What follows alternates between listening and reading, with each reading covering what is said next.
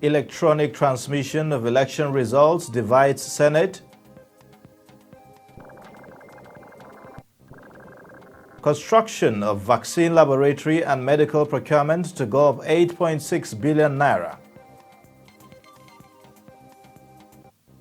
China grants Uyghur Muslims religious freedom.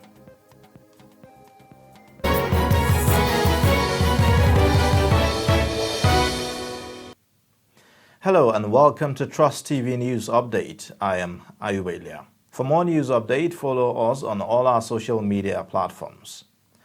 Provision for electronic transmission of election results in the Electoral Act Amendment Bill polarized the Senate on Thursday when the bill came under consideration. Lawmakers in the Red Chamber are divided during a clause-by-clause consideration of the report of its Committee on INEC over the bill. The committee had in the report recommended in Section 52, subsection 3, that INEC may transmit results of elections by electronic means where and when practicable. However, Senators Aliu Sabi Abdullahi and Aliu Ndume sought for amendment to include when national network coverage is adequate. Senate President Ahmed Lawan ruled on the amendment after a voice vote. Jibril Ibrahim is a professor of political science and a researcher with Center for Democracy and Development in Abuja. He shares his perspectives on the electoral amendment controversies. I think electronic transmission of results is a positive use of technology to block attempts to rig elections. We have a history in which election results will be counted at the polling unit. It will be announced publicly and it will be pasted on the wall at the polling unit. Eventually, what was happening before is that when it goes where they are going to do the collation, they change the results. So the advantage of electronic transmission from the polling unit is that as a result that is verified by voters and is announced at the polling unit gets transmitted directly to INEC headquarters. So there's no possibility of changing the results at any collation center. That's why I support electronic voting. Now, the House of Representatives on Thursday stepped down consideration of report of the Conference Committee on Petroleum Industry Bill. The PIB conference report, earlier listed for representation and consideration, is stepped down following a rowdy session over reduction from 5% to 3% accruals to the host communities. The House had earlier voted 5% for host communities in the PIB earlier passed, while the Senate passed 3%. Speaker Femi Gbajabiamila had to ask the House to go for an executive session, after which the decision to drop the consideration of the bill is taken. Meanwhile, the House has commenced clause-by-clause consideration of the Electoral Act Amendment Bill. The National Agency for Food, Drug Administration and Control says it has started surveillance visit to the bakeries and water factories in Kaduna to ascertain the level of compliance to laid down guidelines of the agency.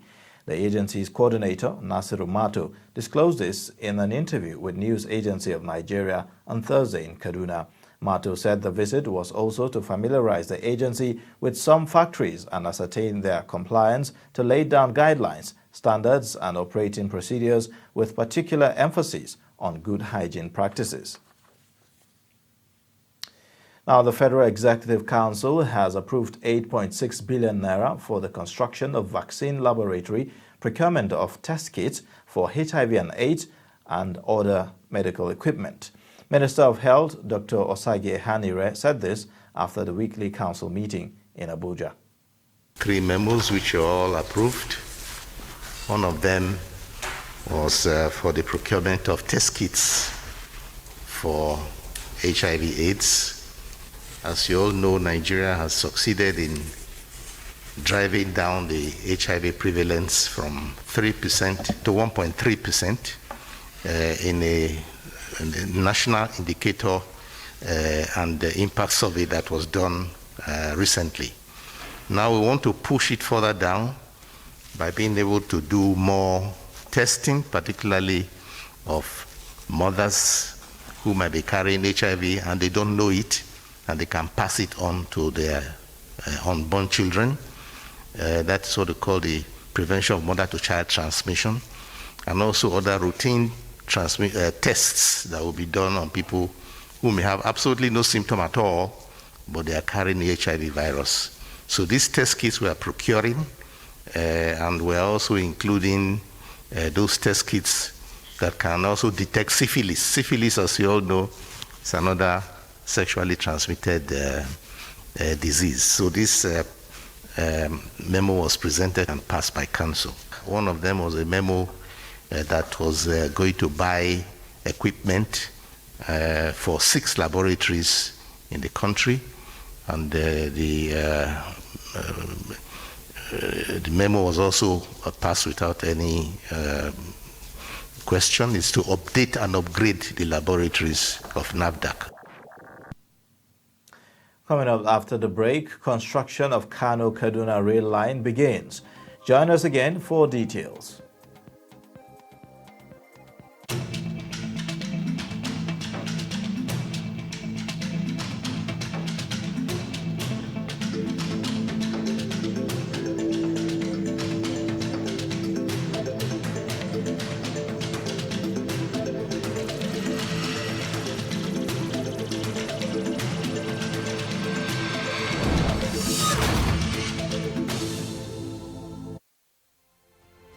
Get latest updates on current topical issues and breaking news by downloading the Trust TV mobile app on your Android devices. Go online, click Google Play Store, search Trust TV, install the app, and get doses of unfiltered information on happenings all over the world in your pocket. Trust TV, documenting the Nigerian story. My name is Samuel Dada. Yakubu Isa, ana mana ɗabi da jeji. Aminu Musa. A wannan harkar ce muke dan samun abinci, an muke taimaka mu wasu da yawa. Looking for private jobs. Sometimes you get employed and the process of payment, you undergo some kind of stress.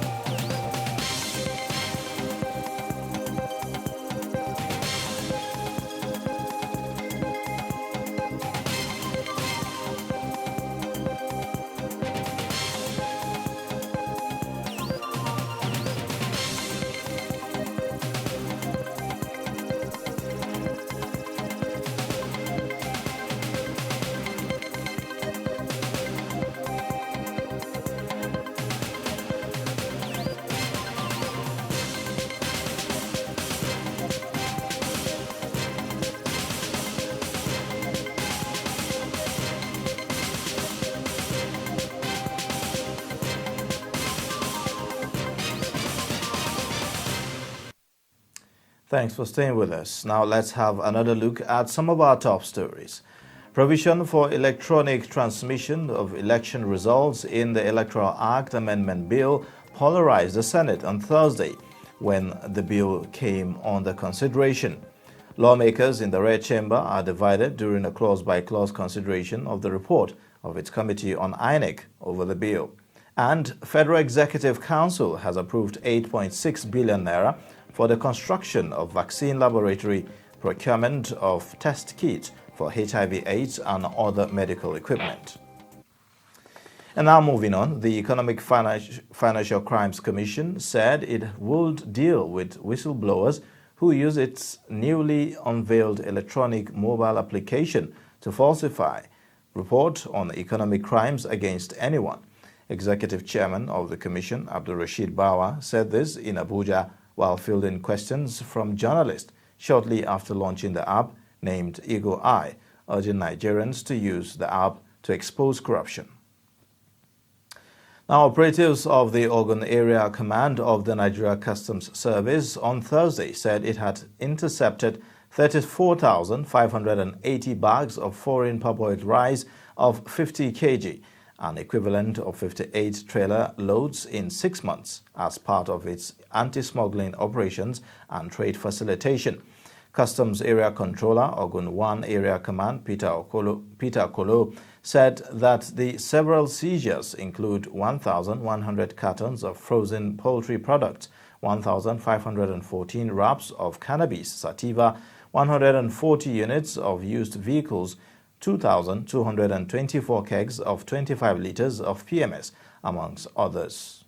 I'm pleased to intimate you of our monumental achievement in the area of anti-smuggling activities during the period under review, in which the command has been able to record a spectacular seizure of over 34,540 bags of foreign parboiled rice of 50 kilograms each. That is an equivalent of 58 trailer loads. You all agree with me that if this quantity of rice is allowed into the Nigerian market, it will put the federal government rice policy into jeopardy.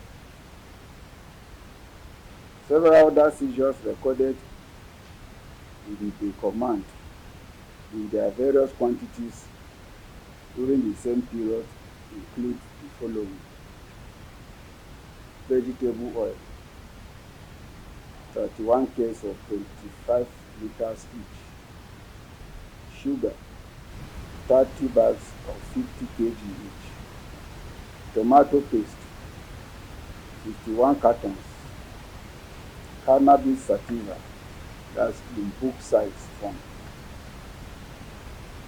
1,514 racks; used tires, we have 44 pieces; premium motor spirits, otherwise known as petrol, 2,002. Now, President Muhammadu Buhari on Thursday flagged off construction of Kano-Kaduna standard gauge rail line project. Buhari said rail development will stimulate economic growth, noting that his administration will continue to give rail infrastructure the priority it deserves. The groundbreaking ceremony, which held at Zawachiki in Kumboto local government area, attracted many people from within and outside Kano. Now, the separation of waste for recycling purposes is a dirty job, but it is one of the important ways to protect the environment from pollution. In this special report, we take a look at those who now earn a living from what could be described as waste hunting in Nigeria's capital city, Abuja. On site in Nigeria's capital city, Abuja. Sometimes in groups, other times alone, they hunt, not for animals, but for waste. Sometimes seen as rascals, the job they do plays a critical role in protecting the environment from pollution. Some people see us as lunatics. Scavenging for waste is a dirty job some will never contemplate, but it is certainly a source of income for many, like Abdullahi Ahmed. Rather than stealing or begging on the street, we decided to do this job to make ends meet. Most of them young and energetic, in need of jobs, they resorted to scavenging rather than engaging in criminal activities. This could earn them $1 to $2 a day, depending on the weight of the waste they collect.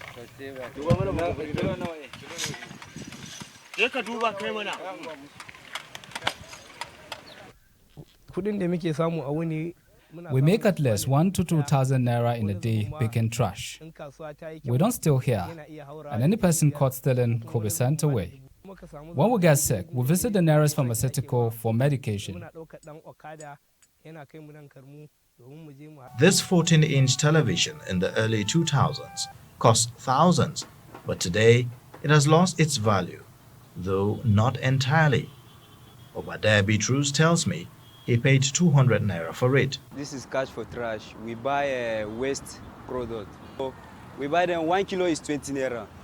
Any other thing, iron, books, together with metal, PET bottles, all we measure them in the same price.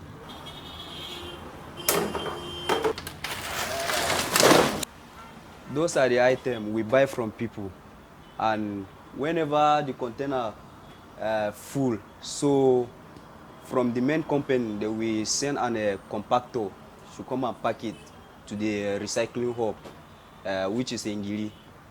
Goza dump site is 95 hectares of land dedicated by the Federal Capital Territory Administration in Abuja Municipal Area Council.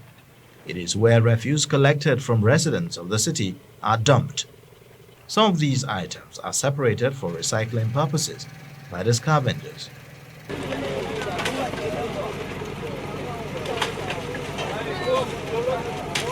Here, workers are divided according to categories.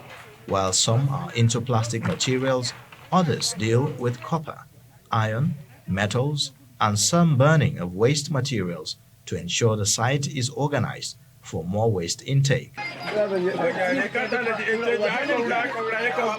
Over 50 metric tons of waste materials are deposited in the site for separation and recycling. This machine is used for crushing and packaging of plastic materials for industrial supplies.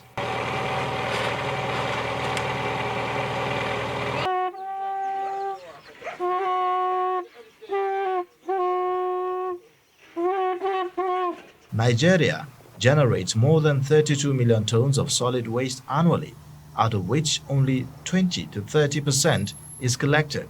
Reckless disposal of municipal solid waste has led to the blockage of drainage networks and choking of water bodies, resulting in flooding and other environmental disasters. But with these scavengers, the impact of unfriendly environmental practices could be contained to its barest minimum. Ayuba, Trust TV News.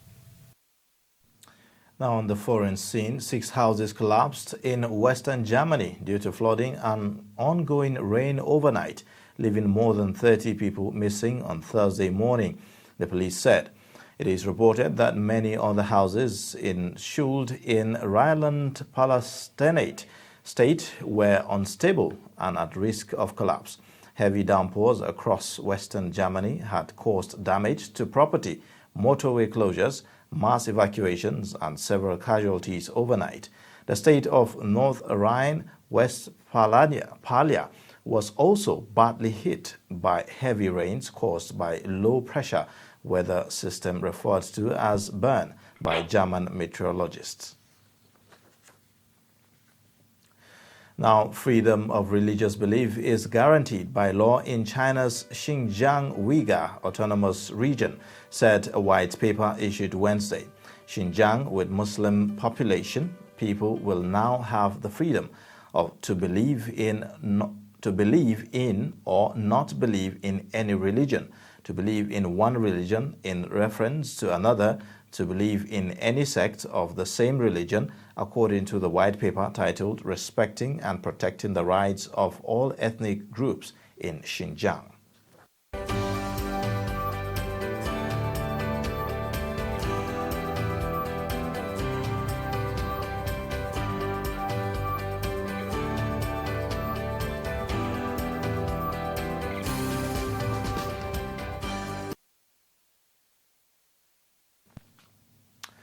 Now, 4 people have so far been arrested in connection with online abuse directed at England players, the UK Football Policing Unit said on Thursday.